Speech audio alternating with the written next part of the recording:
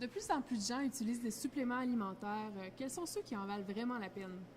Bien, en fait, il y a une kyrielle de suppléments pour des objectifs variés, mais si on y va uniquement sur un aspect santé globale, surtout l'hiver comme ça, euh, l'alimentation n'est plus ce qu'elle était. On n'a pas tous les moyens de se payer du bio et il y a des nutriments qui sont de plus en plus difficiles à trouver dans l'alimentation.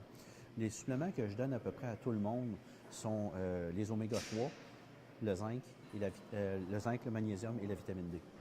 Donc, la vitamine D, c'est la vitamine soleil. Puis, étant donné que Galarno, on ne le voit pas trop souvent, bien, je supplémente en vitamine D à peu près tous mes clients, même l'été.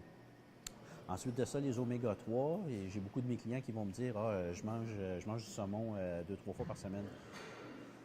La norme minimale d'oméga 3 qu'un être humain a besoin, c'est 1 gramme par jour.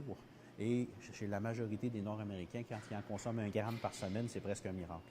Donc, c'est pour ça que je vais toujours supplémenter en oméga 3. Ensuite de ça, le magnésium va avoir un rôle bien important aussi au niveau de la qualité du sommeil.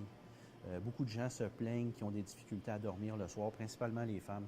Et quand on leur supplémente efficacement le magnésium, souvent le sommeil s'améliore grandement.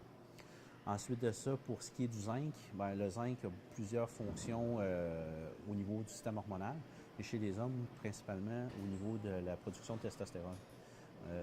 Toutes les études tendent à prouver que les hommes produisent de moins en moins de testostérone à cause de la pollution, à cause des ondes de téléphone cellulaire.